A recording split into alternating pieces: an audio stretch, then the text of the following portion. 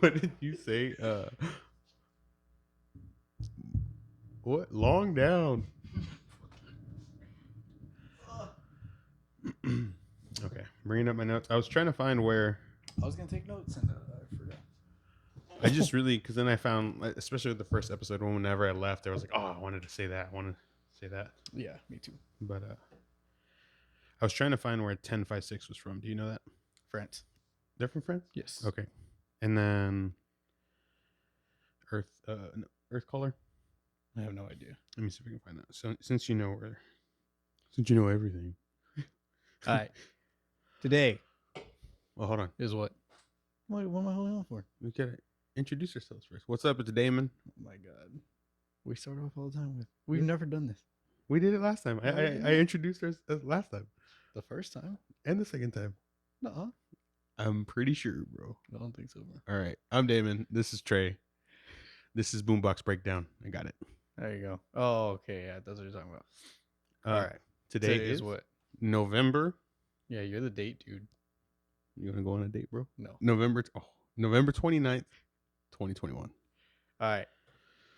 A lot of releases. There was a lot of releases last week. Fucking took us 2 hours. It was a lot. Yeah. There's another bunch this week. Excuse me.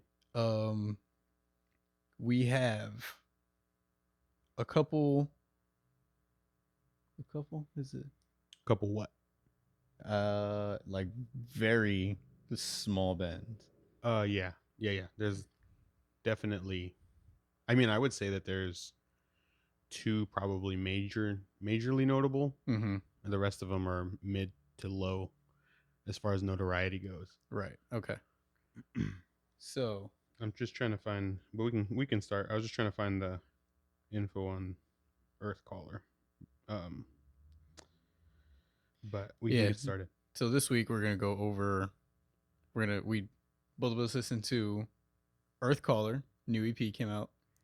Knife Hands album came out. Right. You have the names of the EPs? Let's do this first. So Earth Caller was There Are Things Worse Than Death. Correct. Knife Hands was Milestones. Yes. SION. SION, it has a self-titled album out. Yeah, I think it's actually called self-titled. Yeah. Oh yeah. So if you search for it, you're gonna have to search SION self-titled. Right. 1056. Down Part 1 or Downer Part 1? Downer. Who else do we have? Imminence. Imminence, which was Heaven in Hiding. Newest album called Heaven in Hiding. Is that it? No. Resolve, which was something about a machine. Yeah, Between Me and the Machine. And then was that it? That was it. A couple singles. Wanted to go over a little bit. Yeah. Two newest drops by Born Through Fire, which is Tim Lambesis' further dive into his obsession with fire. Yeah. So much so that he was born through it. And there was more that you wanted to, that you told me. I totally forgot. Oh, it was the Atlantis Chronicles. Oh no, and then the last 10 Seconds of Life. Okay, yeah, both of those I totally. That's fine. Totally skipped over. That's fine. All right. So I was going to get into this week, but from last week, Diecast.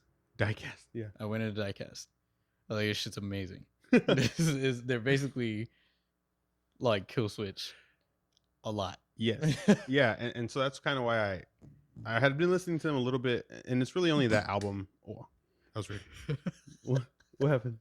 Mine popped in my ear, but I think it was the plastic settling on my big head. I had been listening to that album recently. It's the only album that I listened to from them. It's called Tearing Down Your Blue Skies. And we talked about Kill Switch with their anniversary of... Right. What was it? Daylight Dies. Yes. And so that kind of came back into my head because it is very much Kill Switch. It's early 2000s metalcore. Yeah, it's not a rip. It's just a product of the time. Yeah. And if you liked that style, you're going to like it. It's just, it's like thinking about like classic rock, how a lot of people say it all sounds the same. it has that signature early 2000s metalcore feel, and it's sick. It's fucking cool. Like I listened to the whole album. I enjoyed all of it. Yeah. Definitely was a fan.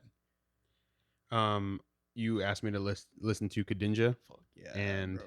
I went back and I listened to Bill Murray as well because I Ooh. didn't listen to them. Okay. Bill Murray Guess was so. fucking nuts, Dude. it's so weird, Bro.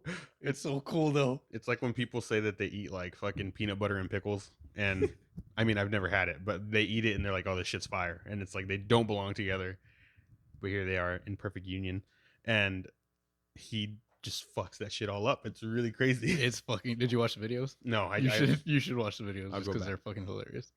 And then Veronique, was that the name of the song? Mm-hmm. Was definitely my favorite of the two. What's the other one? Oh, fuck, Henry Colmash. Yes. Okay. And it was just super fucking groovy. They are very groovy. Fuck yeah. I feel like it's something that will eventually make its way into it will eventually make its way into my like daily listening. It's still on the fringes right now because it is pretty technical. It is pretty very loodly. Yeah, they got some loodly noodlies like riffs in there. Yeah. We'll coin the term Flandercore. I know that's already a thing. Is it? Yeah, there's a band called the Oakley Dookleys. Yeah. I mean, I don't know how core they are, but that's already been a thing. Yeah. But noodly, what'd you say? Loodlies. Loodlies. Yeah, they were super dope. Veronique was definitely my favorite there. It's going into my playlists that I don't have. That drummer, we should make one. We should make a playlist of all the songs that we talk about. Yeah, at least our favorites, right? From the albums. You have Spotify Premium, so that's not you. Okay. Yeah, I can do that. You don't have Spotify Premium? Nope. That drummer, his name is Morgan Berthet. Dope, bro. Coolest thing ever. I ordered a shirt from them in like 2015, and it came from his house in France. He fucking like hand did that shit. Like that was straight up out of his garage. He was just like, cool. You know, he's also a drummer for this other band called Marath. Okay. And they're like way bigger than Kadinja's, but it's basic like I don't know what to call it. Just like alternative, like hard rock. Is it progressive at all? No, that band. No. Like I feel like he's just bored. Yeah. In there. But there's like they would upload like studio updates, and it was just like his little sessions, and they're fucking stupid. Like he's fucking insane. All right. So that pretty much takes care of last week. Yeah. Actually, Volumes. Yes, I went and listened to Volumes. That shit was pretty dope, dude. I forgot to write down my favorite songs from it, but you told me you had an issue with like the first two songs, and then you didn't tell me what Correct. It was. What's your issue? There's a drone. There's a like synth drone throughout the entire song on both songs. Oh, and it's so if you have like a mid-heavy setup or like a flat setup, it really comes through. Like as far as like equalization, right? So like throughout the whole song or the first song, it's just like even if you're not listening to it, you just hear like it's just coming through all the way. Yeah, like and I get that it adds like atmosphere to the song or whatever, but it's fucking the entire song, and like pretty soon, like because it drones on, that was pretty much the only thing I could listen to. Yeah. The second song, it actually does change notes a little bit, but it's still there, and like coming out of the first song, I was like, it's still fresh. Yeah, I mean that's one of those things like musically, maybe they thought it was a cool idea. It is a cool idea, but it doesn't have to be there the whole time. Right. Get Enough and Lets Me Down were, I think, and Happier too was really good, but Get Enough and Lets Me Down were just punch in my face. I really enjoyed those. Get Enough was a single, and that was on repeat for a little while whenever it came out. I typically try to not listen to the singles when I know that I want to listen to the album. You don't want to get tired of it? I don't. I want it to be like all together at once. Yeah, I get that. That's cool. Cool. So did you understand what I mean by like they don't really have a guitarist, so I feel like that's why it sounds the way it does? Yeah, definitely. It's very boomy. It's very big, very like mid to low, robust, to low end heavy.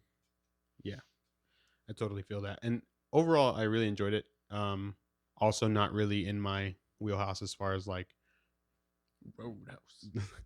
the the corner of metalcore that I normally hang out in, but vocals were super sick, riffs are really really chunky, and yeah, it was very very big feeling. So whoa. So anyway, um yeah, I'm definitely gonna go back and listen to that one more. It was really hard. There was a lot to listen to this week, and that's because there was probably like almost 10 more albums that we didn't pick. Yeah, I know more that I wanted to get to, but And so maybe maybe we do find some of those and come back to them. yeah, it'd be like a revisit on a slow week or something like that. Yeah, and it was a lot. What we listened to, I felt, was a lot because we had 3 full lengths, and then Two EPs. 3 oh wait, no, 4 full lengths, right? Because SION was a full length. Mm-hmm. Resolve. SION, Resolve. Oh yeah. What was the other one? Knife Hands And Imminence. Imminence. Yeah. Damn. So 4 full lengths and then 2 EPs, and we'll talk a little bit more about like the length of the albums and stuff. But the overall, it was like you said, a few hours worth of listening.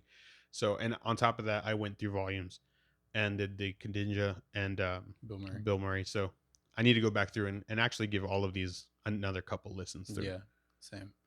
All right, so I feel we should get the small potatoes, the little papitas out the way first. So we'll go singles first. Okay. And then we'll go into the releases. Singles first. The Born Through Fire singles. Did you listen to them? Yes. Cool. What did you think? So there's Bone by Bone and Blood, Fire, Pain. Yes. Now, like you said, this is Tim Lambesis, but this is also a guy named Joey. Is it Alarcon or is it Alarcon? I don't know how to say his last name. Me either. But from Wolves at the Gate. Right. And so Bone by Bone, my biggest note was 5 Finger Death Punch riff. Like, I got huge 5 Finger Death Punch vibes, and it goes back. We've had this conversation before, like what makes 5 Finger Death Punch a little cringy at times, and like you know, like not super cool. You know, like you get tired of it. It feels very generic. Versus somebody else that has a similar sound, but you enjoy it a lot more. You know, because we really enjoyed the first 2. The first 2 albums were also 13.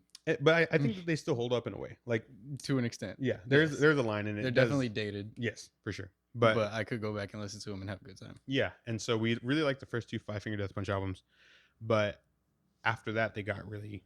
Yeah, there's like a handful. I could probably count the songs on one hand that I liked afterward. Right. So this intro riff reminded me of 5 Finger Death Punch, but then when Tim comes in, it's like, this is not fucking radio rock or radio metal, you know what I mean? So shit hits hard. Joey also plays the cello in both songs. I don't know if you watch the videos, but it's not just like synth strings or anything like that. He's actually playing that. I'm trying to see. Luke Holland played the drums on Bone by Bone. Correct.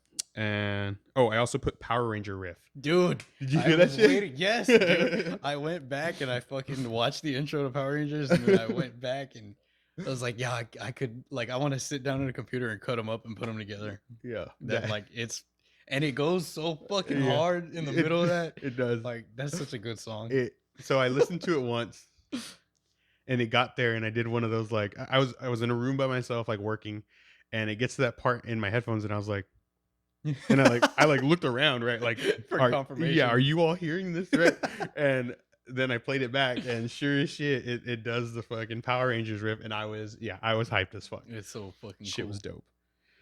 And then the second one was Blood, Fire, Pain. Yes. The intro there also is very. It feels radio metal. Like, yes, the music could play on the radio just fine. It's Tim's vocals that will really maybe keep it from doing that, because at least here in San Antonio, 99.5, I don't even know if I should name them, right? But the local radio station doesn't really fuck with anything past a certain level of heaviness. So I mean, that's probably the one thing. His vocals are just sick as fuck. Very powerful, very strong. I just wrote here, vocals are filthy. Yeah. I mean, it's Tim. As I Lay Dying as a whole is the reason why they've been like they've persisted so long, is because them all together working is what makes the band. But you definitely hear, like, if you go back and listen to like so whenever Tim went away, they went and they did this other band called Woven War. Right. And I listened to them a little bit. Yeah, and it's just not the same. It doesn't hit the same. Like Tim definitely has quite a big influence. Yeah, quite a big influence in how the music goes and how it's played, how it's put together, and it's evident because even Tim's solo stuff like Pyretheon and Austrian Death Machine, like that shit goes hard, like all of it. I loved the first Austrian Death Machine album. Yeah, like it's fun. All of his fucking solo stuff just hits. Like it doesn't really ever miss. And then for him to be able to just once again go and make another not solo project, but make another side project to where he's just able to take it up, it's just and speaks to his musicality, I guess. I think that was gonna be one of my questions, and maybe not even just to you, but just in general, like what is the point of this? Like, are they just friends? They just wanted to make some music together.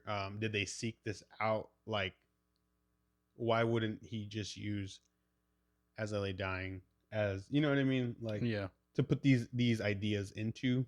I don't really know. I don't listen to As I Lay Dying that much. I had a couple of their albums, maybe 10 or so years ago, but nothing too crazy. You should dive into all their shit. They're very consistent.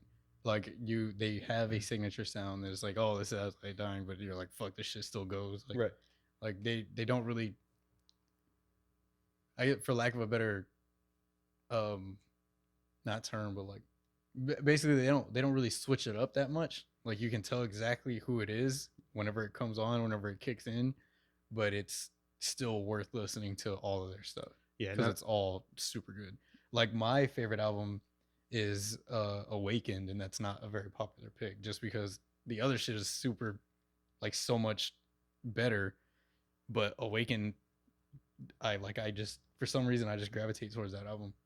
You'll probably recognize a few of the songs because we lived together once upon a time, and I played the shit out of that album. I remembered An Ocean Between Us. Yeah, that's the one that I remember a lot, and I was listening to that recently, and that's why I realized like Miss May Monument is, and I was reading comments recently that people were saying that Relentless Chaos is like a ripoff of As I Lay Dying, but you're gonna get that. I mean, they've just been so impactful. Yeah, that's the word. That's a good word. Blood, Fire, Pain definitely started off like radio Slipknot-y, like very Psychosocial. Yes, and then the snares. Yeah, and then gone. Like, and then the fucking chorus sucks, but the lyrics kind of suck. But it just sounds good. Like, I wonder. I kind of want him to just keep on with the fire thing. I want to see like how many titles he can make fire work into somehow. I just want to see how far he would be able to take it. So the album cover is like, or at least their band logo is like a phoenix, right? So it's like born through fire, right. Phoenix born from the ashes. The intro, I guess, is going to be called the reintroduction because that's part of the first of Bone by Bone. Is that the name of the song? Yes. Yeah. Yeah, the video is like 8 minutes or something. Right, but the first part of that is the reintroduction, and so it's like reborn again, right? They're both already well known. Yeah. So this is just you knowing them in a different fashion. Yeah. Yeah, I think that Blood, Fire, Pain was, I was reading on the YouTube caption or information that he wrote that song about somebody that he met while he was incarcerated, and so I think the lyrics do feel a little generic because he just has these like these thoughts that there's really no other way for him to say them. Yeah, I mean, they were both fun. They were both cool to listen to, but I'd definitely take the guitar solos in Blood, Fire, Pain were pretty good, pretty sick. They sounded more like metal solos, not so metalcore. Yeah, so I liked that. But the Power Rangers riff, 100%. I'm taking that song because of that riff. Yeah, every day. Probably my favorite part of both of those singles put together. Yeah, it was sick as fuck. Like I was so fucking hyped. I don't even know if he knows. Like, I'm sure he does. He's maybe 10, 11 years older than us. Yeah, I just wonder, like, if he was like, this kind of sounds like Power Rangers, and the other guy was like, well, just let it go. And I'm see. sure. All right. What singles did you have? I listened to, actually didn't even write them down. I think it's Atlantis Chronicles. I want to say I listened to it, but I don't remember. They're progressive, a little genty, kind of techy. I don't know. I've listened to them a little bit before, so I think that's why they came up. It came up in my Spotify suggestions. But it was just a really good song. It felt really good. It was heavy. It was melodic. The intro has like this kind of. It actually felt like it was going to be like a blues guitar at the beginning. Okay. And R&B kind of, and then they just took off. It was kind of its own thing in the first 30 seconds, and then they jump into the rest of the song. It's called Full Fathom 5. So if you didn't listen to it, that's cool. But I do recommend just because I think you would like it. Full Fathom 5. Yeah, it was pretty sick. Alliteration. Yeah, and the Bone by Bone, Blood, Fire, Pain. Yeah. All of these things my tongue is struggling right now, so you're gonna hear me mess up a lot more. And then the last 10 seconds of life. Have you ever listened to them? Yes. Yeah. The album with the blue album, and there's like a red guy on it. I don't remember. I have them right here. I'm gonna bring it up. Yeah. Yeah. Soulless Hymns. Yes. Is the name of the album. That entire fucking album is stupid hard. That vocalist, I think that's the dude. I think his name is Storm. Fucking. That's a cool name. Yeah. But he's fucking stupid. His vocals just sound so mean. Yeah. He sounds like a fucking dog. Like, Yeah. It's fucking sick. The single is called Invictus Unto Fire. It's super sick. It's filthy. I don't know. There's not a whole lot to say. It's a really good banger song. If you're just looking for something mean to listen to, you can throw that on. Right. They're both of those I was pretty happy with. Yeah. All right, I'll check it out. Let's check it out. Cool. So, how do you want to do? Do you want to do the EPs first? So Earthcaller or 1056. Is it 1056 or 1056? I don't know. I say 1056. Oh, but I say we'll probably switch it up. Okay. Because I want to talk about Knife Hands. Okay. I want to talk about Knife Hands first. So, what's up? Knife Hands, newest album is called Milestones. Milestones. I keep on thinking Mirrors. Milestones. Band from Australia. They're from Hobart, Tasmania, My bad. What Australia is? It's a part of Australia. It's an island that's a part of Australia. But okay, I didn't know it was a part of Australia. Yeah. I don't know those islands down there.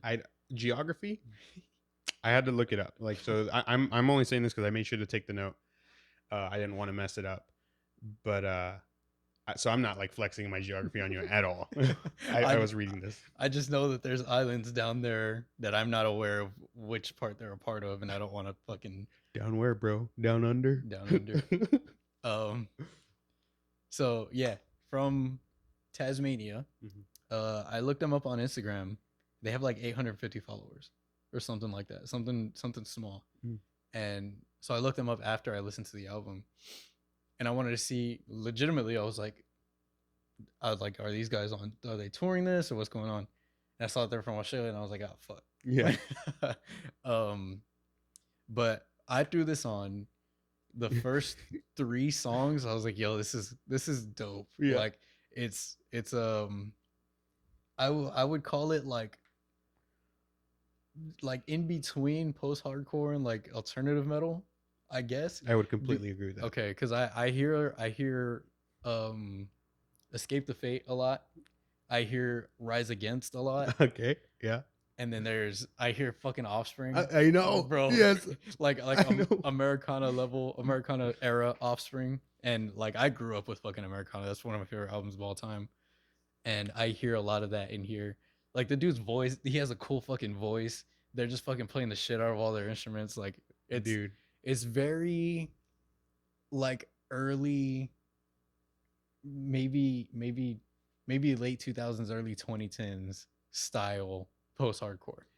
It's dope. Like I enjoyed the shit out of it. And then there's a song In the middle of the song is like calling something. Let me bring up Yeah, bring up the track list real quick. list. Because in the middle of this fucking song, and they know what the fuck they're doing, and they know that they sound like Offspring, and they fucking play the Kids Aren't Alright riff. Did And they? yeah, I dude. don't know if I heard that. Curtain Call. Yeah. Curtain Call. In the middle, I'll fucking show you after this.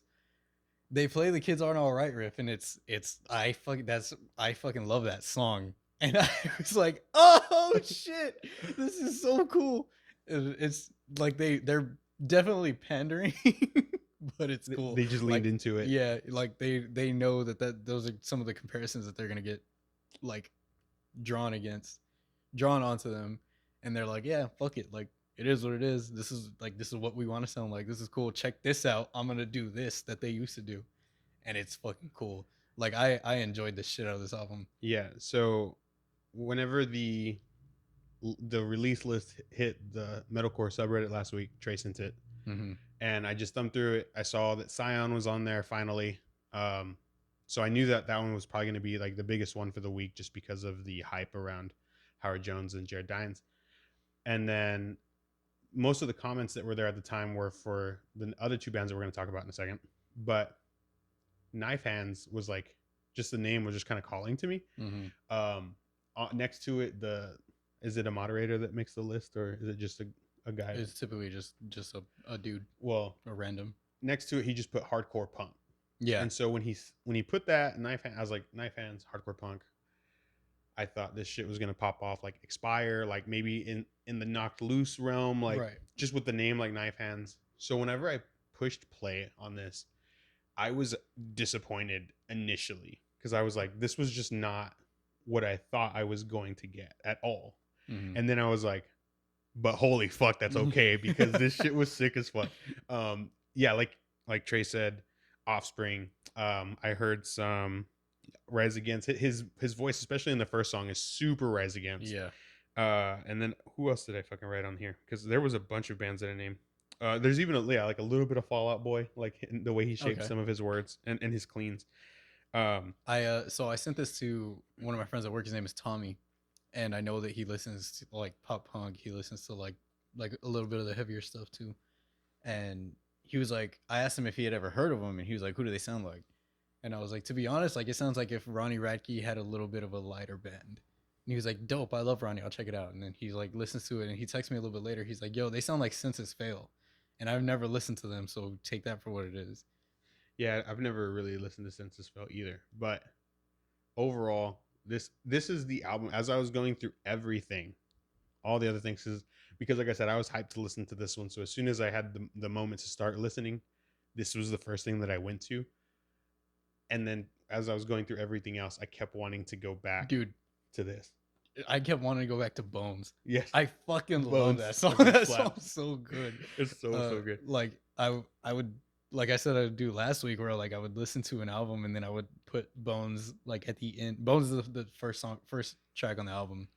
I would basically put it at the end of every project so I could listen to it again. Like, that's a good idea. It's a good song. It's such a this whole album is fucking cool. For my songs, I put Bones, The Waltz, which was their single. It was, I think that one's probably the most poppy one. Haunted City and Deadbolts were all, I mean, the whole album's super good, but yeah, Bones is such a strong track to start with. Yes, it like immediately I was like, all right, I'm down. Let's fucking go. Let's see what you got. Bones, Weave, I think is the second track. Yeah, I think you're right. Bones, Weave, and Curtain Call for sure. Haunted City is also on my top group. Yeah, dude, it's such a cool listen. Like it's not gonna fucking beat your ass. It's not gonna put you on the ground, but it gives you, you definitely get some of that like teen angst. Like it's just a cool album. Just the way that Rise Against makes you feel when you're just like, fuck the system. It has that feel to it. Definitely a fun album. I was really, I was kind of going back through some of the other stuff on my way over here just to refresh myself. And I kept having to tell myself, like, you don't need to listen to that again. You already knew it. Yeah. I already did it. I already know I like it. It was kind of like the other couple EPs that I was like not so familiar with, that I wanted to make sure that I was fresh on. So I'm definitely putting this one back on when I get in the car here in a little bit. Yeah. But yeah, literally nothing bad to say about that. It was so fun. Knife Hands. I know that. Okay, so one thing that I learned is that they released an EP in 2016. Okay. That was the last thing. They've released a couple singles and stuff, but that was the last like collection of songs they released until now. Okay. And so I know that Australia was really, really rough for the pandemic. Like Yeah. traveling Lockdowns. bands, yeah, Yeah. they couldn't get into a lot of places, and so I don't know how it was. I have no idea. I'm not even like trying to, say that I know, but I know that it wasn't easy for bands, especially international bands. So whenever you can, Knife Hands, Come if to you're listening, oh my God, come to fucking San Antonio. yeah, just God you don't damn. even have to go to the rest of the United States. You could just like hit up San Antonio, and you can go back. You can go down into Mexico, wherever else you want to go. You But can crash at my place or Yeah. everything, like for real. Shit's so dope. yeah, loved it. All right. Next release, I want to get into 1056. Okay. So 1056 started by Aaron Matz. Aaron Matz was a long time, maybe 10, maybe 11, maybe 12-year vocalist for Betraying the Martyrs. Decided to leave the band and basically said that he felt like he lost his passion for music in general. But in the same announcement that he said that he was leaving the band, also announced that he had been working on a project for the past year that basically made him reignite his passion for everything that he loved about heavy music. And he formed somewhat of like a French supergroup with some of the people that he's with. So it was him, it was Quentin from Cadinja, which is one of the reasons why I wanted you to look them up. I don't know the other guy's name. This is a guy from Novelists and another guy from, I don't think he was at the moment, but he used to be in Uneven Structure, which if you don't know those bands, you should check them out. They're all good. I will. They're all pretty dope. I was looking on the Spotify to see if any of their names were on here, but they're not. No. So go on. Okay. So yeah, formed this band, basically saying that he found reignited his passion for heavy music and was putting everything that he loved about heavy music into this project. And I discovered that everything that he loves about heavy music is a lot of the things that I love about heavy music. This is something that will fucking beat your ass. Yeah. So that's actually, I didn't get to take it down, but one thing I was thinking as I was listening, I was like, the only thing you need to know about this EP is that it beats ass. Yeah. Like that was my exact thought. I'm not even lying. It beats ass. So I found a lot of people like drawing comparisons to Darko, which is a Tom Barber and Baby J, their side project, insane project. People were comparing them to Dealer, which is not a thing anymore, but that style of like heavy, glitchy, like grimy, ugly, fucking just ass beating music. This shit just fuck, you throw it on. It's, was it 6 tracks? 6 tracks. 6 tracks. It clocks in at 18 minutes. Yeah, so it's a quick fucking get in, get your ass whooped, and get out. Listen, it does not let up. There's no pause. There's nothing like that. It's like quick, like silence breaks right back into a beat down. It's shit's fucking hard. Yeah. This is when you just get punched in the back of the head too. Yeah. At a show. It's relentless. Yes. Shit Spitter and Chemo are probably my top. It's just heavy. It's stupid. Aaron's vocals are fucking insane on this bitch. Like you definitely can tell that he went into this and gave his fucking 150% in this project. So kind of sucks that he left Betraying the Martyrs, but really fucking dope that he decided to head up this project because it's fucking hard. And I just want more already. And so this was their first release. Yes. Right. Yeah, they released a couple of these songs as singles beforehand, but this EP is their first actual release. I think that Diazepam and Shit Spitter are my 2 tracks. There's only 6 tracks, so we've already covered 60-70% of the EP with this. Yeah. Exit Bag is the first song, and then Boy is like the track before the last track. Boy is fucking dark. Yeah. That's really the only reason that I don't like it is it's so dark.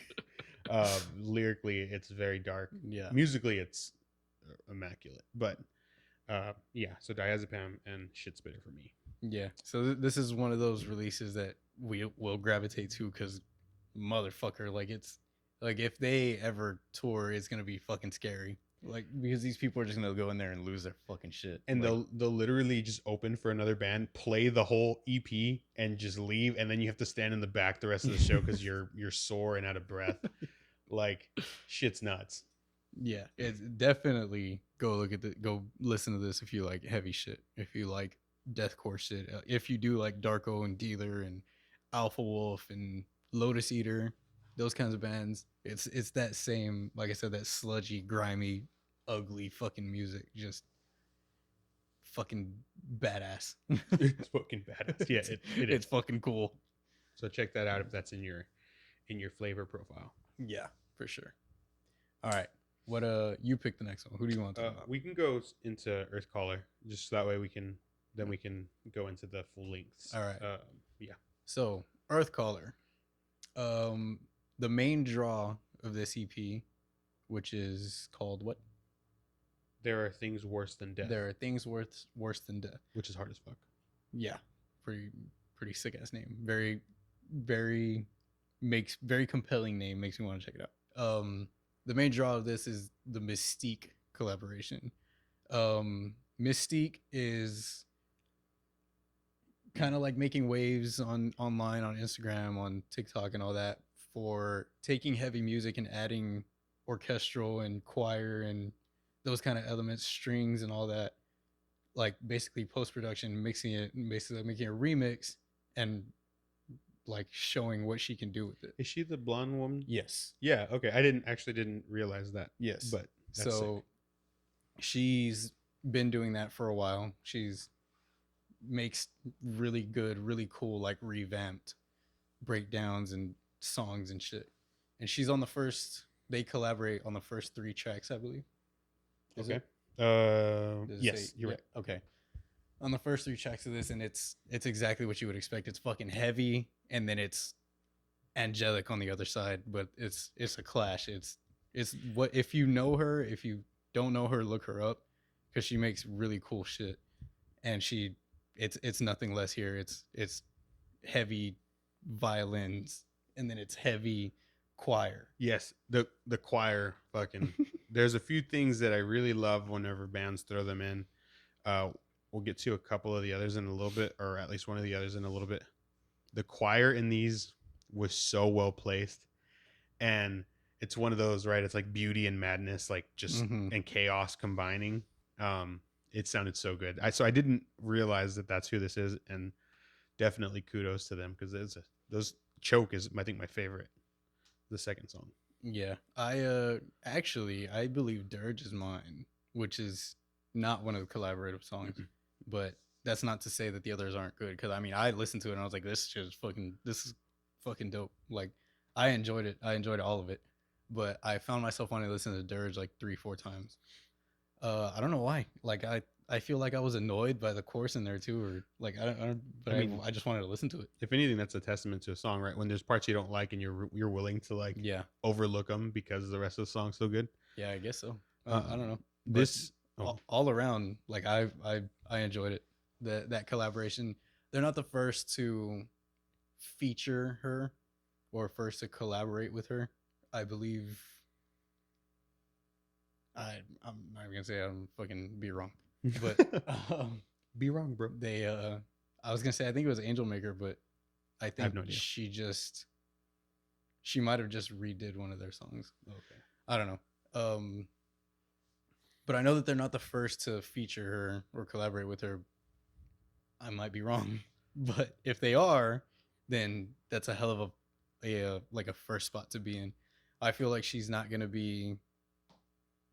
I feel like she's gonna be like a name here pretty soon with the shit that she's able to do and the way that she's able to make the music sound. She turned 14, bro. Yeah. Fuck. With the way that she's gonna be able to, the way that she's able to make the music sound, it's is pretty fuck you. It's pretty next level shit. Like the arrangements that she's adding on top of shit that's already arranged. It's cool. It's cool to watch her like she even like post like breakdowns of like, or I guess like build ups. I don't know how you want to call it, but like the different sections that she's adding as she's adding them, and then she plays it all at the end, and it's pretty cool to watch. Yeah. So This one is only 5 tracks, and it's just under 13 minutes. Mhm. And again, it's another ass beater, like yeah, straight through. There's some barks at the end of I think I Will Yes. Return, and holy shit, that shit was hard. So choir, like they put the choir, I was all in. And then he did the barks at the end, and I like threw the papers in the air. I was like, let's fucking go. Like, but yeah, she probably, you know, even if it's not the first time that she's collabed with somebody, this one might be one that, which I might just be talking out of my ass. But yeah, either way, it's gonna get listened to. I think this is gonna make its way up, and it'll be good for both groups, right? So Mhm. she'll be doing more, be more incorporated in actual, you know, instead of just remixes and stuff like that, she'll be able to make more music. So hopefully she gets more opportunities from this. right. Because I it would was I would dope. like to see that. I would like to hear her sound on more with more bands. Like there's just things that I can already imagine like her sounding well on, like periphery stuff. Like Misha already does all of his orchestra stuff, but if you have somebody that actually can get in there and like fuck with it with him, that'd be sick. True. Shit like that is what I want to hear. Cool. All right, is that it? Yeah, definitely recommend it. Mm-hmm. Check it out if you like heavy shit. Yeah, it's hard for us. Like, I don't want to. I kind of feel like if like whenever I watch back or like listen back, I'm like, it kind of sounds like we're not being like we're kind of being fake. Yeah, But we're I've just been like thinking about that. we just like fucking music a lot. Like Yeah, and we understand the difference between making good music that's maybe a little generic, or you know, not bad, just maybe not anything that blows you away. Yeah. It can still be good, right? Like we might not listen to it again. But generic doesn't mean bad. Right. Generic is generic for a reason. Like staples are staples because they sound good. And actually, I don't even know if you call it a knock, but some of the production on parts of this, I feel like I did lose on this one and the 1056. There were parts where I feel like everything was so loud and so fucking mean that there were parts when shit just started to blend together, whether it was the vocals with the guitars or the bass and like the extra, you know, ambient noises that they put in. Yeah, for sure. 1056 definitely lost some separation, but it's because everything's coming at you at once. Like, yeah.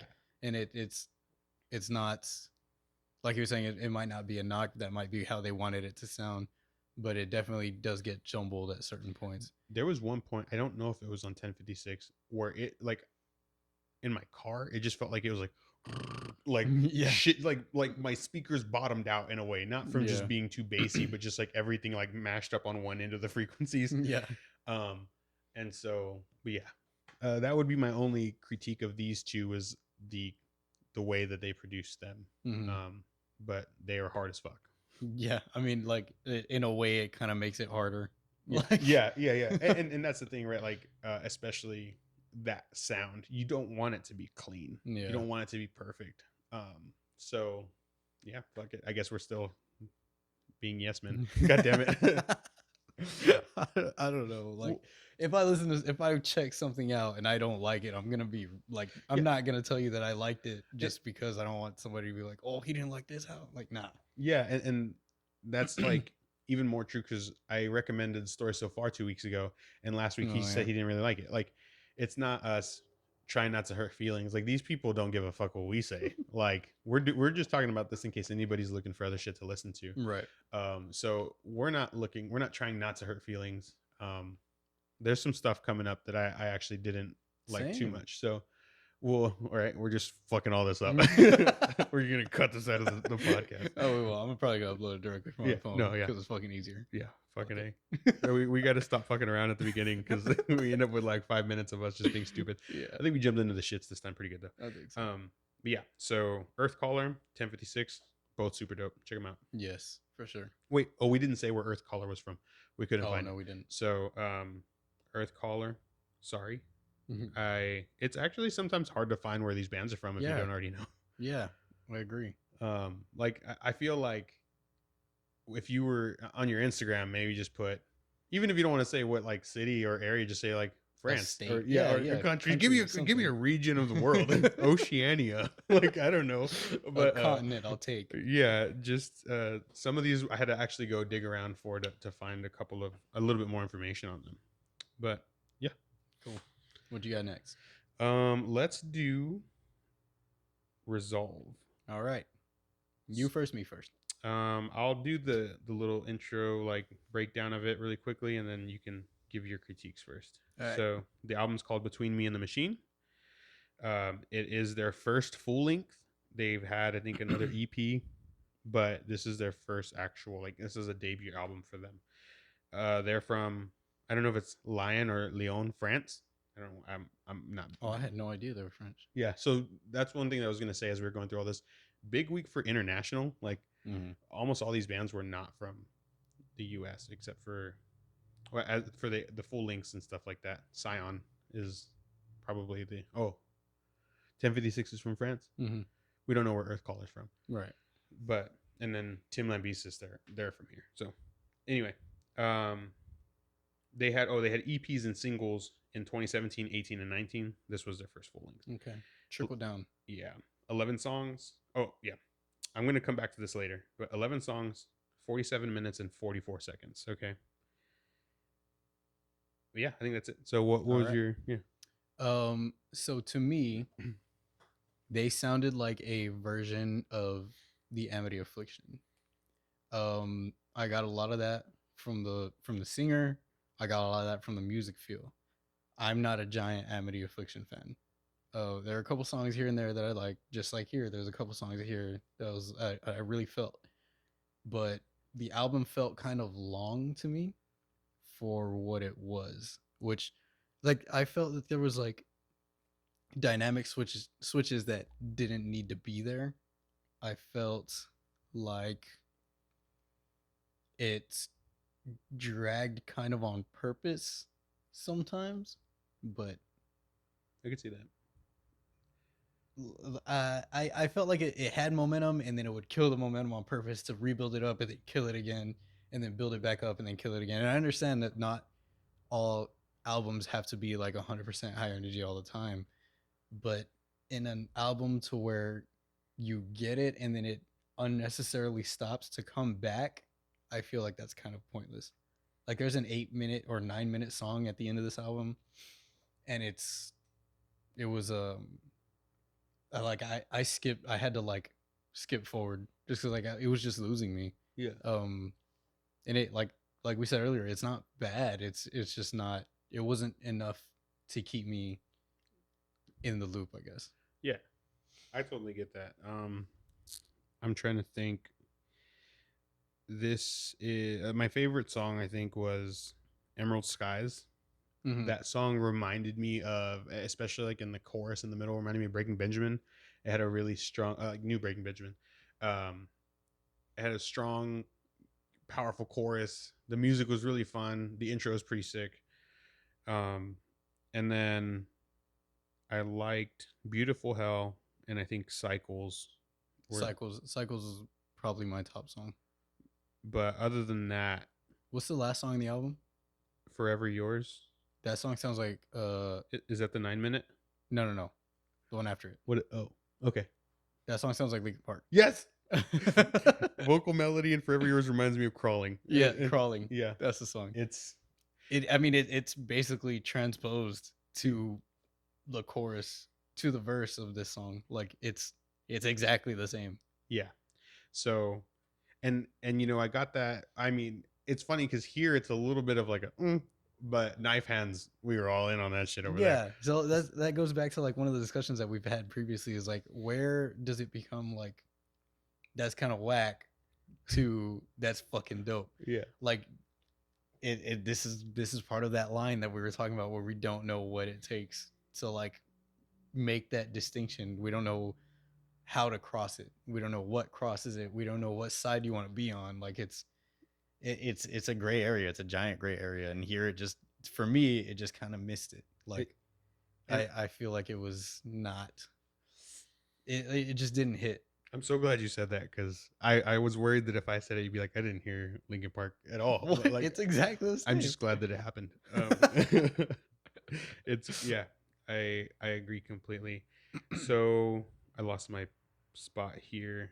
There's like 3 or 4 songs. There's like 3 songs in here that they have like this like minimalist where the bass is just maybe doing like a doo doo, and then the snare is like, really easy stuff. And but then they're singing, like it's predominantly singing over it. And there's like 3 or so times that this happens in this album, and I got tired of that. Yeah, so that kind of goes back to what I was saying. Like it felt like it wasn't necessary. There's a breakdown. There's a song that has like 3 breakdowns in it, and over 2 of them, at the end of the breakdown, he sings over it after he was screaming. I don't know if it's the same guy. It probably is. After he was screaming over like the entire first 75% of the breakdown, at the very end, he sings over it, and it just killed it for me. I'm like, it's different. I understand, like, it could sound cool, but it loses me. It just lost me.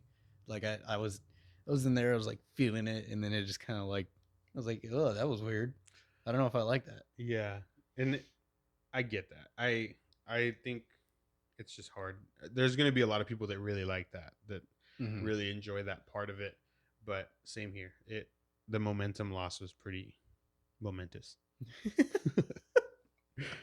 That's a word. Is that a word? Momentous? Yeah. Yes, it's a word. Look it up. I don't think so. We'll find out later. Yeah. So yeah, like it reminded me of Amity Affliction a lot. Like a Amity Affliction if they had a better singer. Okay. Amity Affliction if they had a singer that I liked more. I like this dude's voice. I like the way he sings. He sings very well. I don't like the way the Amity Affliction. What's his name? I think his name's Aaron. I might be lying. I don't like his voice much. It might be his pronunciation. I don't know, but this guy, in my opinion, is better. That kind of like elevates this music over that band for me. So I would say if you like Amity Affliction, you would probably enjoy this quite a bit. And yeah, so they're very like middle of the road metalcore.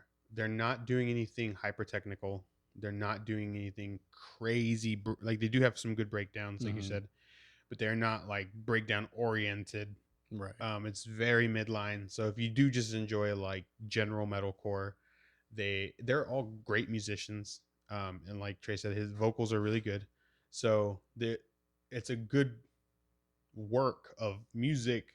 There are just spots where it drops off. Like there was times like this was one of the albums where I was like, I just want to go check out Knife Hands again. Like I was wanting to go back and listen to Bones or some shit. And so like this one was pretty hard for me to get through it. Like I actually got through like half of it the first time I tried, and then I had to like restart it and go through it again.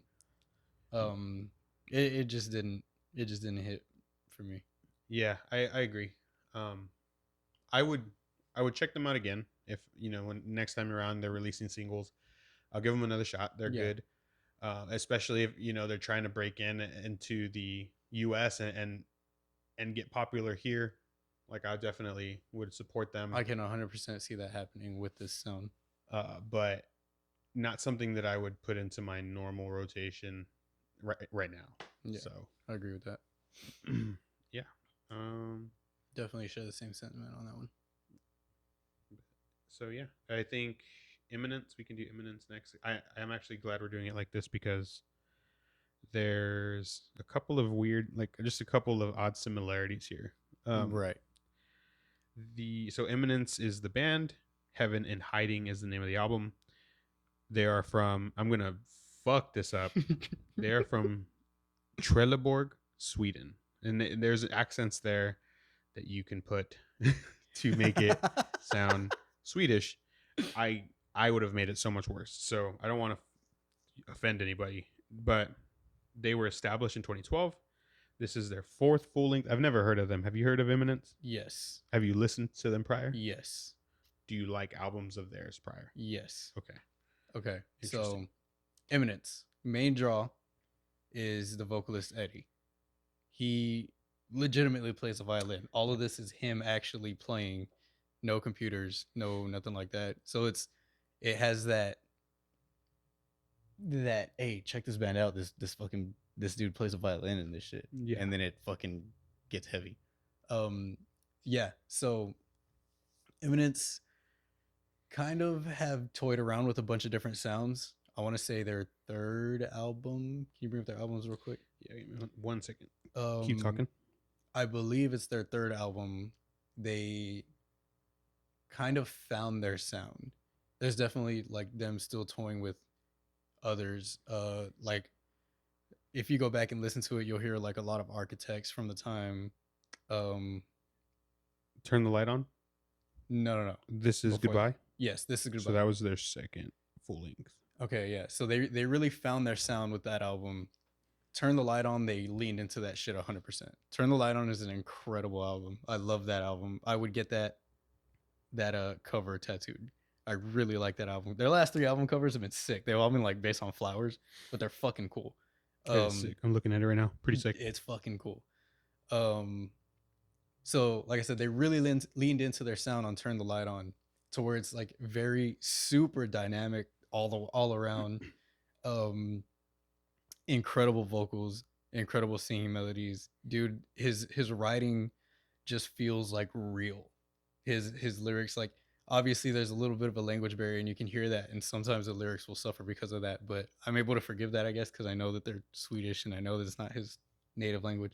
But it's like the inflection and the way that he can sing, even with these little hiccups with the lyrics here and there, that it just like you can feel it. It's very emotionally heavy. And then there's some parts where they just fucking throw down like for no reason. And then dude, in The End of Heaven and Hiding, or no, I think it's Chasing Shadows. He fucking throws like a pig squeal. Yeah, bro. I think it's Chasing Shadows. That shit that caught me off guard. I know he's a great vocalist, but that shit went hard. I was like, yo, where did this come from? This is fucking. I rewound that shit and played it like 3 times. I was like, did I hear that? And then he did it again. I was like, I heard that. And then he did it again. Like it that went like, I feel that I don't know if he's the main songwriter. I feel that their songwriting really, really helps how dynamic they're able to be. I feel they're able to put together different sections of songs very well, to the point where it doesn't really, like we're talking about with Resolve, how like it would drop off. I feel like you don't really get a lot of that here. It definitely is dynamic, to where there's heavier parts and then softer parts and then kind of quicker but still soft, but then kind of slower but super heavy parts. Yeah. But it all fits for me. I feel like a lot of like bands that try and do that kind of miss it. For some reason, whenever Imminence does it, it lands. Yeah. So what were some of your favorite tracks here? I definitely like Chasing Shadows. Ghost is fucking hard. Ghost is hard as fuck. Let me see the list real quick. There's another one. Enslaved, Maybe it's Disappear. I know it's in the second half of the album. Yeah, so this is there's 2 tracks that are like kind of interlude-y, like their music breaks. He plays the violin, so it's not those. Heaven and Hiding is pretty soft. The ending is a ridiculous breakdown. It actually was so ridiculous that I felt like it didn't even fit with the rest of the song, because it's like they do a break at the end and then they just do like a few seconds of just ridiculous breakdownage. So I would say it's either Enslaved or Disappear. I think it might be Disappear. So like I mentioned earlier, they definitely had toyed around with a bunch of sounds that they've proved that they can do the super heavy shit. Like I think on their first album there's a song called 86, and it's for no reason, it's just fucking stupid. Like like they've proven that they can get fucking heavy. But them really leaning into the more emotionally heavy and more dynamic sort of sound, I feel like makes those parts stand out a lot more, which is basically the point of dynamics. Yeah, for sure. For me, my favorite track was Ghost. It was the most, I think it's the most intense from start to finish. Mm-hmm. It kind of doesn't take the foot off the gas for that song, and I think that's why I like it. He has a really good voice. I felt like I got a little tired of it at times, because in one of the notes that I took here was like, there's 13 tracks. One of them doesn't have vocals. It's only like a minute. It's the violin stuff. The other one, he's singing, but it's just it's a different kind of song than the rest of the songs. So of the other like 11 tracks, 6 of them have that like Resolve, where it's super minimal music and then they're singing over it. Yeah. And so I felt like I just got a little tired of that, because Mm-hmm. they would do that at the beginning. They would have a little bit of an intro, and then it'd be very soft music, and then he comes in singing, and he sings really well, and they're super singable parts. Like, Right. that's one of those things that when you see them live, everybody's just going to be singing along. Yeah. So I totally get that. Yeah, the melodies definitely carry. Yeah, but I felt like for the album, like 6 songs with that, it was a little much for me. So I think that's why Ghost ended up being my favorite. Chasing Shadows is really good. It does the same thing, but it's a little bit different. Me and Tre also have like a ongoing joke about Chasing Shadows, because there's a part in Halo where one of the elites where one of the elites says, "We've been chasing shadows." Is that what he says? Or "You've been chasing shadows." Anyway, he Something says like it, and there's a clip of us, and I'm like, it's the first mission in Halo 5. yeah, and I'm like, that's a fucking song title, and here we are. It's not our song title. And then there's a song that's written it's Persian. I thought it was Arabic, but it's Persian, and it stands for "This too shall pass," or it means "This too shall pass," and it's really cool. It's a really cool sounding song. That's one that's violin heavy, and he's just kind of singing over the top of that stuff. It's super dope. What I wanted to say, those similarities. So Resolve, their album is 11 songs, 47 minutes and 44 seconds. Imminence, there's 13 songs, 47 minutes, 44 seconds. Oh, and trippy. they both have a song called Surrender on it, Yeah. which was really weird too. Well, I guess not it's not unique, right? Right. But I definitely didn't feel like this one was 47 minutes. The way I struggled to get through Resolve. This one I thoroughly enjoyed. Yeah. So I think I got through them about the same. I think this one I started, and then I had to stop to do something, so then I went back. Oh no! I was listening to it, and I realized that I was listening to it on shuffle. Oh shit! And I don't like to do that for this. Yeah, because I want to kind of see, I like, like to do that in general. Yeah, exactly. But like, if I already know the album, or if I'm just listening to an artist, I'll shuffle. But I wanted to feel that, like, the dynamic flow from song to song. So I got like 4 or 5 songs in, and I was like, I looked at it, and it was at song 8, and then I looked again, and it was on song 3, and I was like, fuck. So then I stopped. I did whatever I was gonna do, and then I went back from the beginning and listened to it through. So, and then I've listened to it, I think, once or twice more. But so I got a little tired, a little bored of the clean, like, that little format at the beginning of the songs. But breakdowns were sick. Their music is sick. He is a great violinist. Yeah, like, he definitely. can definitely play. You can feel that shit come through the speakers. Like, it's emotionally heavy. It's very like you'll feel it. Like, you listen to that shit with good headphones or on a good system, and it's like, yo, this shit is like, this kid knows what he's doing. Like, yeah, it sounds. It's just well composed. Yeah. Like, it's just fucking, you'll feel it. Like, I just want y'all to go listen to it. Yeah. So you can know what I'm talking about. Like, you just lay back with headphones, close your eyes, and just listen to this. Yeah. So I did enjoy it, but there were parts that I was just kind of like, okay, this is cool, but I want to hear the next part of this song. Right. But I would go see them live. I would love to see. I mean, it would be good if when I saw them, it was with a crowd that already knew them, and I guess, like, with 4 albums, they are well known. Just to have the crowd support for these songs, because that would definitely make the experience a lot better. Yeah. But yeah, They were pretty good. Definitely check it out if you enjoy dynamic music that leans sort of heavy. Like even if you're not like into the super mean shit, this I feel like has a little bit something for everyone. I agree.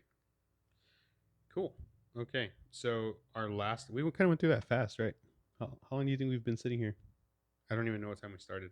Me either. It's 10:20 right now. Anyway, because we were here for like 2 hours the last time, right? Yeah. And we had less. So, this last album is by SION. It is called Self-Titled, which I think is Jared Dines getting his little bit in. His little meme. Yeah. So I had heard about SION a long fucking time ago. And when I had seen it, in between now and then, I felt like it was Jared Dines speaking on behalf of both of them. And he was kind of like, oh, yeah, like it's coming. We're all just really busy. And I feel like it was like him telling Howard, like, hey, come on, are we going to do this shit? And Howard's fucking busy because he's fucking Howard Jones. And he's like, this is one of my things. I have no idea how this relationship is, by the way. I just, the way the tweets fell and the way that I was perceiving them is how this was coming off. But anyway, I went and looked it up before this just so I could have some dates. So this came out on Friday, November 26th, 2021. And the first tweet that Jared put out was June 22nd, 2020. So it's been almost a year and a half. And in that tweet, I took a screenshot so I could read it just because it was like, that's a long time ago. He said, who remembers a Howard Jones era kill switch? Who wants to hear more music like that with the man himself and me? And he said, well, shit, you might like these 7 songs we're sitting on then. So they already had 7 songs. Yeah, he just posted a video. Oh, cool. A few days ago. And he said that they had been working, or like this had been like in the works since like 2017. Yeah. So it's just like, holy shit. Like it, I don't know. And part of it is it was a project. It wasn't, this isn't their main thing. Right. Howard Jones does Light the Torch. Yeah. And he's fucking touring. They have albums releasing. And Jared Dines does a lot of content like on his own. He makes music. Makes a lot of YouTube content. So to collaborate and get everybody scheduled, like we don't do shit and we can never get like this is the most consistent we've hung out since we lived together. Yeah. And even then yeah, but anyway, so I get it. It just felt like it was long overdue, right? Like they've been trying to get this together for almost 5 years now, right? So it is their debut. They had a single come out in March of this year. It's called The Blade, which is the first track on this album. And it does feel like Kill Switch, I would say. Yeah. There's some very like that was a goal of his, I'm guessing, to like, what if revisit the sound. Yeah. So it does sound like it, but it's not. Like it's still very clearly not Kill Switch. It's the curse of Howard. It's kind of what I've been able to piece together is like everything that he does is going to be compared to Howard era Kill Switch because those 3 albums took the fucking metal scene by storm. Like they've all have insane tracks on them. They're all amazing start to finish. And typically if you ask any metalhead, he's going to know of Kill Switch because of Howard. Right. And that span. So anything that he comes out with after that is going to be held up against that. And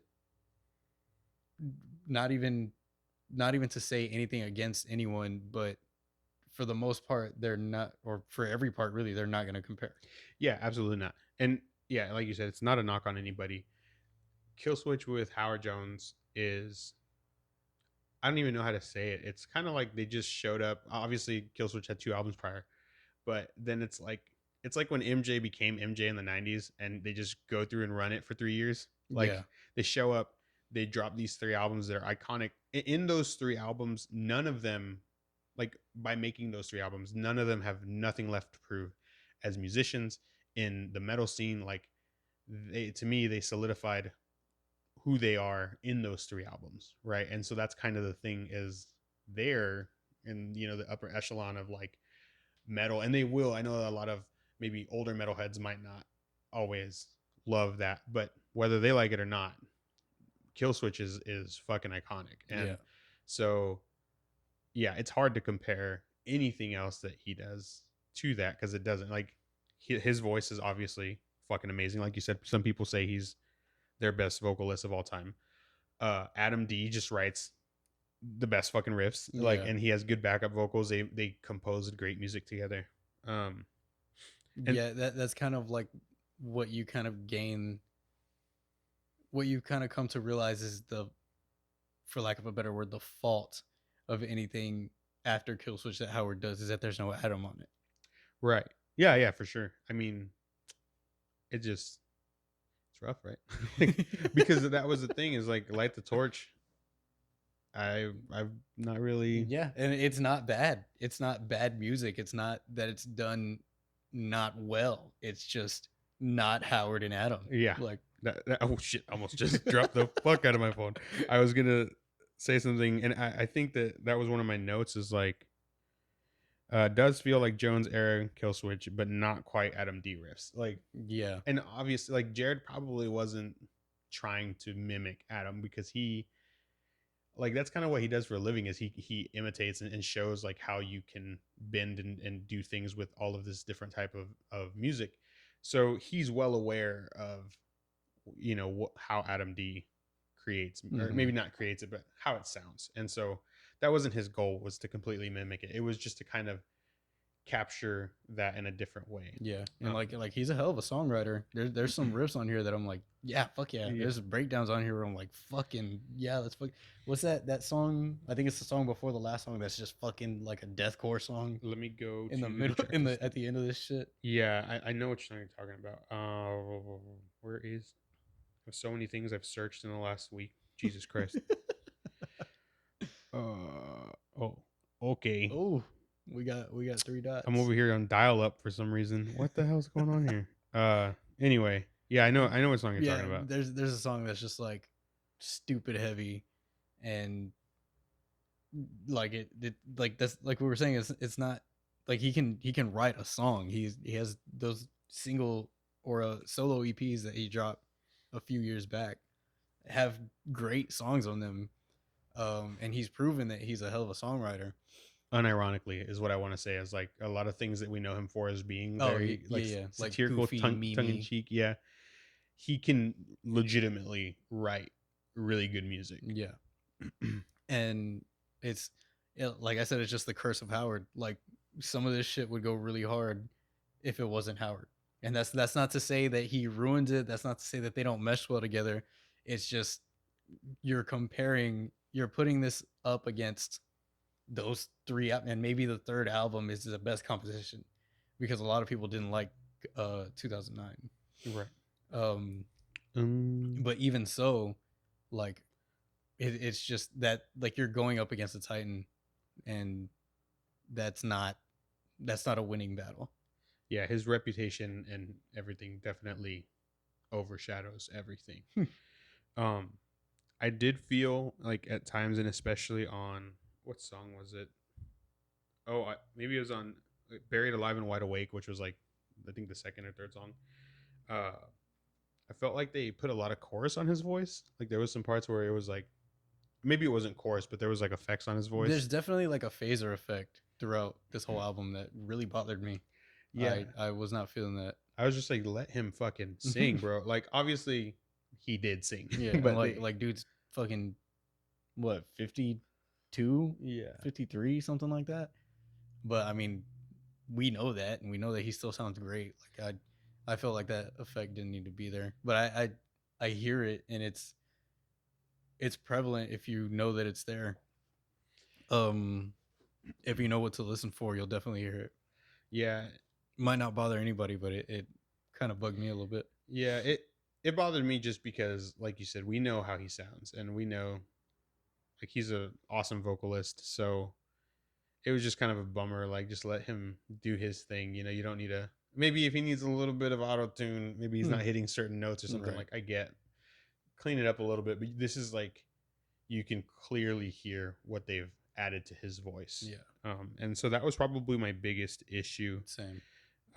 Just because it was pretty noticeable. Yeah, I just wrote too much chorus or something. But yeah, I mean, overall, it's a really good collection of songs. It, like you said, it's been in the works since 2017. I don't know that it feels like that. It still feels very cohesive. Like it doesn't feel like you're getting like this sound here, this other sound there, and if you do, it's intentional. Yeah, Jared had mentioned in that video that he would send Howard some tracks, and then Howard would lay down his voice, and then he would send it back, and then Jared would rewrite songs or like rewrite certain parts, playing off of his voice, and definitely feels like that. Like it fits very well.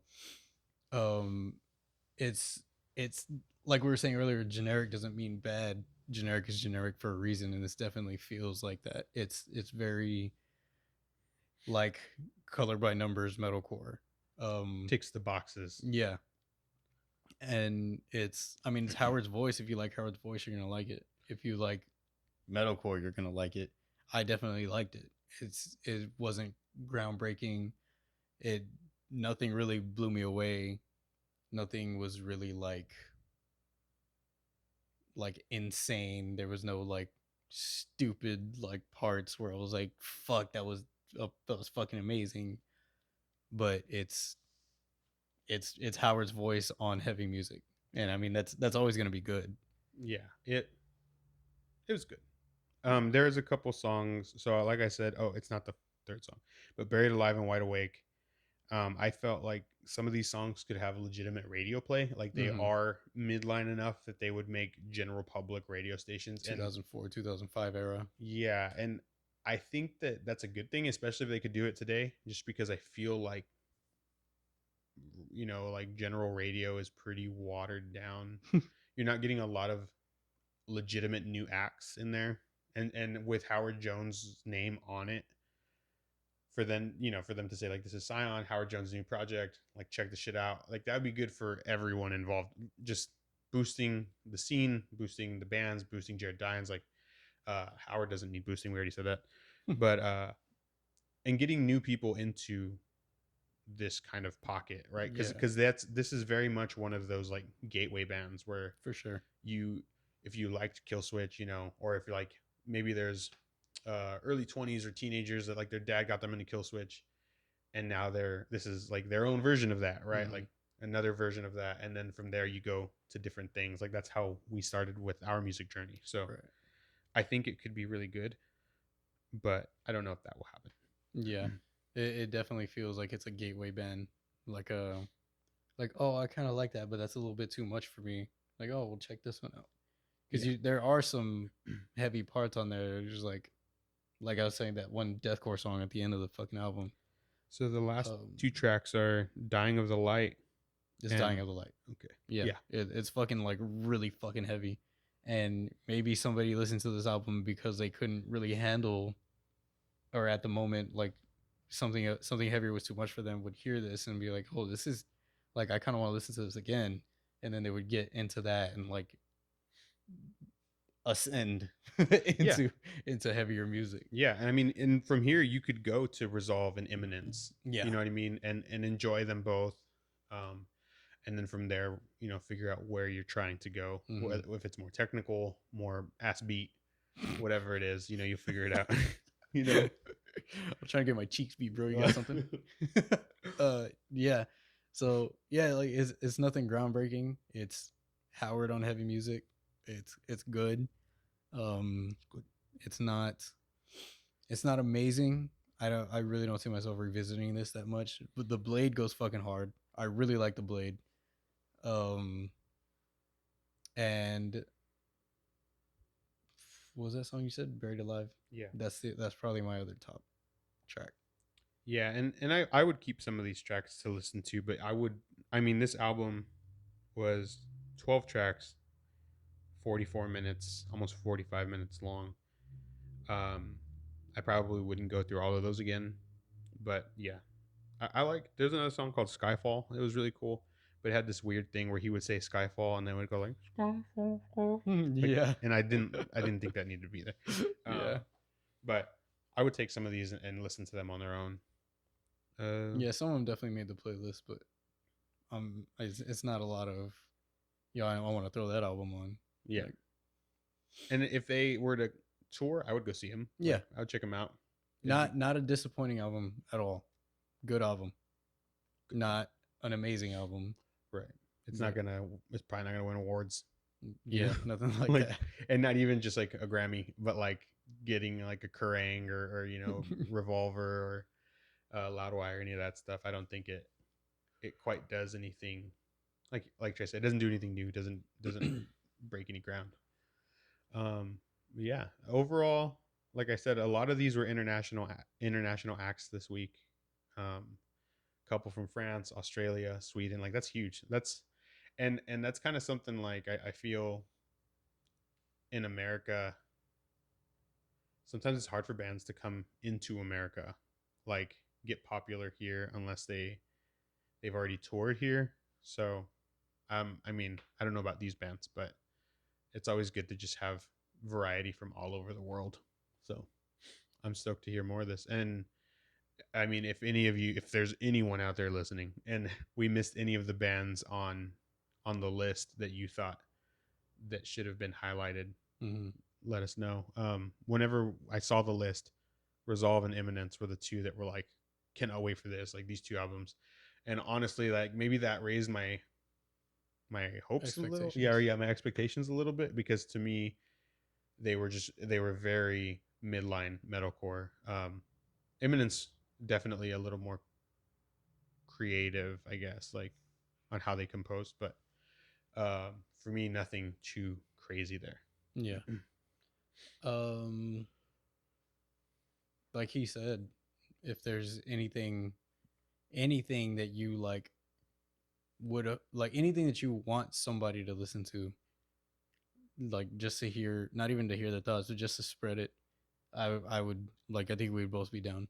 Absolutely. Yeah. And it doesn't, like we said before, it doesn't have to be metal. It doesn't have to be metal. It doesn't have to be heavy. It could be hip hop. It could be a mixtape. It could be something. Trey will listen to country for you. So I don't know about that. I don't know that I could do that. I don't know how I physically could be do that. Could be able to. Could be able to do that. Oh man. But yes, anything. Like I said, the main reason why I wanted to do this is be able to discover more music, and I've already found a few new favorites. Yeah, Knife Hands, dude. I'm so happy with that. Yeah, I don't know that I'll be able to get over that for a little while. Like that's such a good album. Like props to you, fucking Aussies. Yeah. Are you all Tasmanians? I'm gonna stop Tassies. there. But yeah, it was like I said, I was taken by surprise just because of how I had kind of built that band in my head with just the name and the genre to the output that they had. But I loved it. I think that I think they would be my winner for the week. Like we try not to I didn't come into this at all in Empire Works comparing these albums, but like that's the one that I've been wanting to go back to. Yeah, we could do something like that. Where it's like, which one are you gonna throw on first? Yeah, definitely Knife Hands. I went through 1056 like 4 or 5 times, and that's easy to do because it is so short, and it is just in it. You could loop it. So yeah, it's a hell of an EP. Please release more. Fucking Aaron Matz, do your thing. Yeah, they were both. Yeah, that one and Earthcaller were both super sick. So, yeah, I guess now we can get to our questions of the week. Yeah. Or seggies. Oh, what? I'm trying to think of the questions right now. What have you had on repeat lately? What have I had on repeat? Say it, bro. Just let her rip. I threw on, this is like 2 days ago. There's a rapper, his name is Ritz, was signed to Strange Music once upon a time, which is Tech Nine's label. Okay. Flow is stupid. He's like done interviews before where he said that sometimes it takes him like 8 hours to write 16 bars, and it shows. Like this dude has, like his flow is incredible. It's very percussive. It's very strung together. It's fucking sick for what it is, and like the amount of words that he's able to put in like a 3-minute song. It's crazy. He fucking dope. just goes in and raps his ass off. Like he's definitely one of the more fast paced rappers, one of the more like double time kind of rappers. So like that doesn't really resonate with a lot of people. A lot of people don't really like that, but I'm really a fan of that. Um, he has a song called "Top of the Line," where like the first minute is just like random shit, and then he just fucking for the next 3 minutes is fucking just going off. There's no chorus, there's no breaks. It's just bar, bar, bar, bar, bar throughout the whole way. I listened to that song like 3 times, back to back to back. That's pretty sick. You should listen to What it. is the song called? Top of the Line. Top of the Line. I think it's the intro track to the album, Top of the Line. Dope. Title track. Dope. It's funny that you said rap. My rap is not. I don't have a whole lot of rap favorites. Like I said before, I started there, but I pretty quickly left that genre, and so a lot of my love for rap kind of lives and dies in the mid to late 90s and early 2000s. And so the song that I've been listening to on repeat is "Oh Boy" by Cameron. Okay. I fucking love that Some song, bro. Dipset, bro. All right. Dude, that shit smacks. It's so good. I heard it on another podcast and I was like, I forgot about this song, and I was just fucking I've been vibing. Like the way he uses the sample, because the samples, it's like it's a chick, right? They've sampled it, and she's just saying like, "Oh boy," right? And like how you got nervous. Because then I immediately forgot how it went. But then he uses the boy, like he ends his lines with that, right?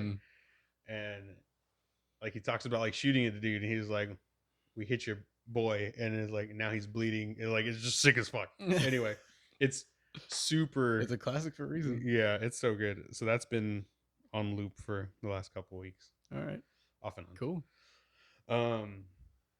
What non-heavy? Anything non-heavy right now? Yeah, I mean, you just said. Yeah, well, other than Ritz. I dove back into. I have a playlist called Softer, and it's for my softer shit that's not like ass beating. It's just 12 pictures of me. It's just a list, and it's just pictures of me. Yeah, he has a bunch of pictures of me where he just zooms in on my face because I make stupid faces all the time. And then he just sends so I have a Note 20, the Samsung Note 20, and it has a 50 times zoom, and I use it all the time. You fucking bitch. He makes me. I already look dumb. Like I look dumb on my own, and he makes me look so much more dumb. But so anyway, you have a softer playlist. Yes, and it has like He Is Legend on there. It has Don Broco on there, that kind of shit. There's a band called NVU, and I don't even know if they're. They gotta Is be it just band. the letters? No. Oh. It's all caps. NVU, no space. Okay. I don't know what to call them. Maybe like a hard pop. It's really hard to genre music now because it's like, so like a power pop. I don't know what the hell they would be called, but they're fucking kids. This dude looks like he's like 19. They have a song called Threat, and that song has been in my head, so I'll like go through all their singles, and then Threat will come on. I'm like, oh yeah, fuck yeah, this is fucking shit's good. But yeah, like all of their singles are good. Definitely softer, definitely more like vibey. Yeah, more Ambient? No, not ambient at all. Like I'm trying to think of who I could like compare them to. I don't really know. It's like I said, it's just like it's pretty poppy music. It's okay. I wouldn't even like you probably wouldn't even hear them on rock radio. Like very poppy. Do they have instruments? Like I think so. I don't 100% know. I'm pretty sure they're a band. Okay. Like Maroon 5 style. Okay. But not Maroon 5. Like you'd have to They listen wish. to it. No, I'm just kidding. You'd have to listen to it. But yeah, I've been listening to them quite a bit. I don't know if they've released an album, but I know they had like 5 singles out that I have in that playlist that I'll listen to. Like I'll seek out and listen to. So those kids. Cool. One of the things that I've been listening to that's not heavy is, do you remember The Lion King soundtrack? Chill. That'd be sick. No. I think it was our last year of high school when we played. I don't even know if you fucking played it because I don't know if there's any percussion. But Lux Arumke. You remember that song? I remember the name. I don't remember shit about the song. I don't think that there was percussion in it. I'm pretty sure there's not, and I'm pretty sure you just got to sit in the back for that one. Fuck off. Yeah, but it's a beautiful fucking song, and the name has always kind of stuck with me. And I remembered really liking playing it because it was one of those, like we talked about before, like in band when they talked about playing music, when it all clicks, it becomes like immersive, right? It goes right through. And so when we were learning to play that song, you could tell when it was fucking off. Like it would. Okay. It's one of those songs that is easily fucked up because there's a lot of long notes, a lot of drawn out like big sounds, and you know, a lot of little tones and shit. So if anything is off, it'll be awful. Okay. But I think like the Navy band like played that arrangement, that song, and it's so fucking good. Like it could be on Halo. Like it has that kind of feel. Yeah, Halo has a beautiful soundtrack. Yeah. It kind of has like that Halo-y kind of Star Wars-y, like, I mean, not Star Wars, but just because like John Williams, you know. It's just a really, really pretty song, and it sounds so good, and it sounds great whenever professionals are playing it. And, so, and not fucking high school fucks. Yeah, that are just like dicking around in the back of the fucking back hole. Chill, right? Band hole, not playing instruments. Anyway, so I've been listening to that because I mean, and Marcus actually sent me. He has a playlist of the composer, so I haven't listened to the actual composers group performing this. He said that it's even better just because they're the ones that fucking made the bitch. So I'm gonna go and check that out. But I do like really good symphonic and orchestral music, so that's been really nice recently. Sick. That's badass. Yes, sir. Yes, sir. Yeah. Well, are we doing suggestions now, or is there anything else? I think that's it. I think suggestions is the last thing. Cool. Who you got? Feel like that's it. I think you're right. Bitch, you've been going first the whole time. Let me see. I'm trying to. I did I ever show you the band The 500? No. So they're another metalcore band. Maybe. The songs I was going to suggest are the 2 singles from their album back in 2018. They're called, where'd they go? Smoke and Mirrors. So the band's called The 500. Did I show you this? Smoke and Mirrors, yes. That's not, yeah. Pick somebody else. I'll go back and listen to it, but pick somebody else too. No, they're good. They're really good. And that's why I couldn't remember if I had suggested it because I really liked that album. But again, it's just it's metalcore. You know what I mean? There's nothing too crazy. Did you ever listen to Jungle Rot? Mm-mm. So we'll listen to Jungle Rot. We're going to go back. There's a song called Terror Regime. Okay. And then, so it's a title track off of the album. And then I think the same thing for their album before that, Kill on Command. They're just, it's more generic, or it's groove metal. Okay. And I fucking love their breakdowns. Like, and actually I think Kill on Command. I think Kill on Command, the drummer is a younger kid. Like they're all older guys, like probably in their 40s at that point, and they needed a drummer. I can't remember the kid's name, but he was like early 20s maybe, and he was fucking ripping it up. Like I'll have to double check if it's Terror Regime or Kill on Command that he's on, but he was fucking sick. But yeah, so the title track on each of those 2 albums are both really, really good groovy breakdowny. Okay. Jungle rot. All right. Right. Sounds good. I have. Did I ever show you Archive? I don't think so. No. Archive, another Australian band. They've been silent for maybe 6 years. You mean look them up? Yeah, ARKIVE. Oh, I spelled that wrong. Okay. Probably 4 or 5 years now. Yeah, so it looks like their last single, or is this an EP? EP Sonder. Yep. 2017. 2017. So yeah. Okay. 5. 2 songs off of that EP I want you to listen to. Eclipse. Okay. And Fall. Okay. Archive, metalcore, Australian metalcore. There's something in their fucking water, dude. Like they just have like that metalcore gene. I don't know. Everything that comes out of Australia is fucking great. That dude's voice is. I had to burp and I almost burped into the mic. Like I had a brain fart, so I had to like last minute turn and burp off to the side. Go on. His there's a screamer and a singer. The singer's voice is like, I don't know. It's not the cleanest voice in the world, but his tone is fucking cool. It's very tubey. I don't know how to explain it. Like you might be able to get what I'm saying whenever you listen to it. Is it like, I'm not gonna compare him to, but in the same kind of style, like Bruce Dickinson, like projecting wise, like no, not like that. No. Okay, that's fine. It's definitely cleaner than Bruce Dickinson's is. How dare you? He does have a clean voice. I'm just kidding. My fucking mic stand keeps falling down. Tighten it then, you. I've been trying, but go on. Okay, here we go.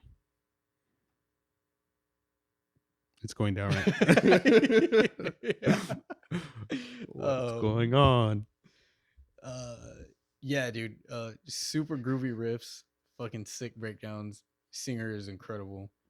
Fall is definitely the harder one of the two, and it just kind of proves like, hey, we can fucking do this. And I want them to release more shit. Like they're still active on all of their like Instagrams, like their own Instagrams, and like they're still like their names are still like Mitch Archive, and like they're just kind of not doing anything. Yeah, I think that happened to a lot of people. I mean, especially if you weren't a big band in the last couple of years, you definitely had to find other avenues, whether it was streaming on Twitch. A lot of artists especially started doing that because they could still interact with their fans and stuff. But maybe in the next couple of years they'll flare up again. Yeah, I hope so, because they can write fucking music. Dope. It's really fucking good. They like they took a lot of like genty groovy riffs and threw on like singing melodies over some of them, and the way that they make it fit is dope. That's sick. Cool. So Eclipse and Fall. I'll check out that whole EP. Do it. But yeah, I guess that's the whole thing we were going to talk about today. Yeah. I was going to say something. It's probably fucking stupid. Oh.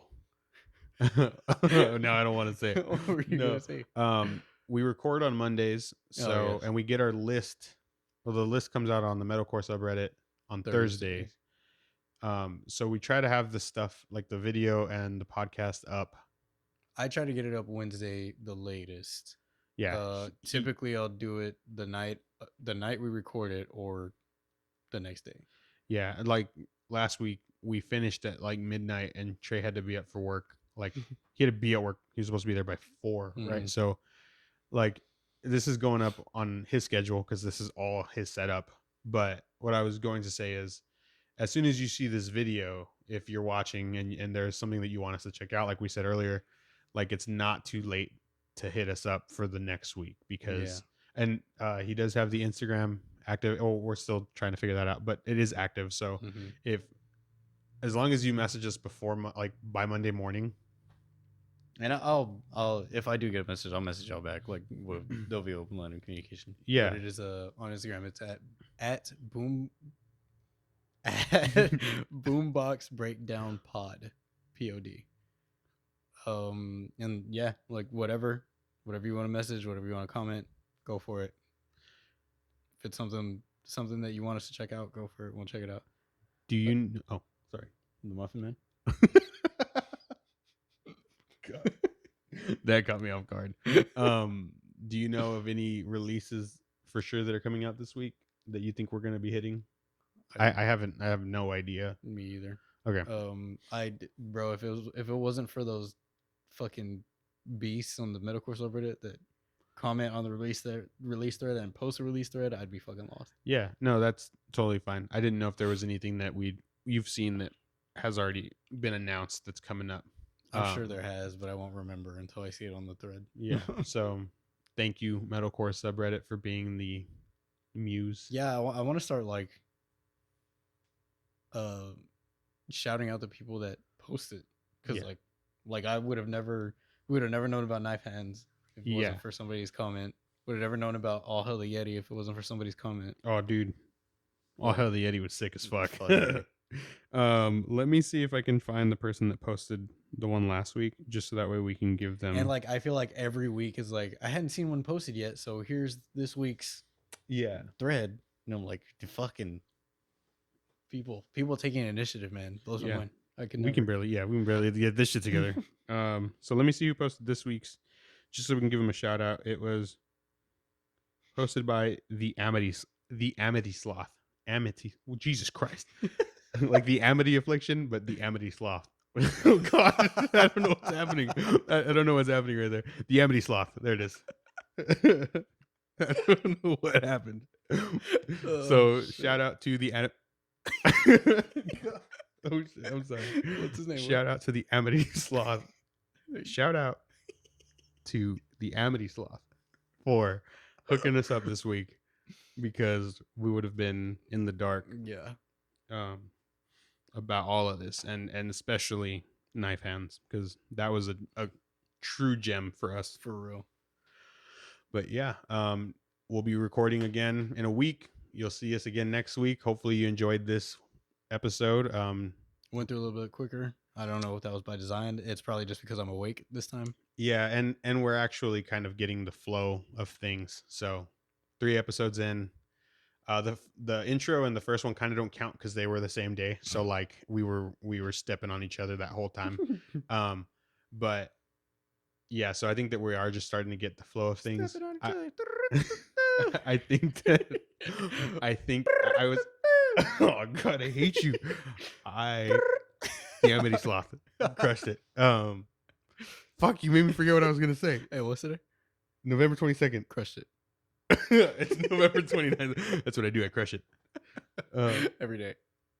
What's today? Tuesday. Crushed it. Anyway. Fuck, I completely forgot what I was going to say. My bad, dog. What were we talking about? Getting into the flow things. Oh, yeah. So I was a little worried about today because there was so many albums or, works that we were going to be looking at. And last week, like I said, we recorded for like 2 hours, and it wasn't literally buzzer beatered. As soon as I hit stop on my phone, it died. Yeah, legitimate. Like the second I hit stop, it fucking just went black, and I was like, "Yo, no fucking way." Yeah, I don't know that we would have lost the whole podcast, but we would if we hadn't stopped there and kept talking, we would have lost the whole portion of it. Yeah, I would have had a Windows Movie Maker slide at the end, like fucking scrolling up. Yeah, like, that's what it would have come down to. Right. So, as we get the flow of this, we might be able to do more. It is a little rough because we see the list on Thursday, so then we have to cram all the listening in over the weekend, kind of. Which when we're working, it's a little bit easier. Mm-hmm. But I do want to. Like, I've been off the last 4 days or the last 3 days, and it's kind of fucked me up a little bit. Yeah, it's hard. Like when you're sitting here to just sit and listen versus like when you're working, moving around. The only thing is I do want to give respect to the artists, like making sure that I am paying attention and not just leaving it in the background. So for me, like I said before, it's driving. Like listening while I drive is the best time for me. But that being said, is I like to write. Like you see, I'm reading my notes and shit. So I'm doing that like today. Going back and kind of refreshing myself. It's a good idea, bro. Watch, we're gonna end the pod and be like, damn, I should have said that, and I'm gonna be like, I said all the things I wanted to say because I took notes. I'm gonna stick you, dude.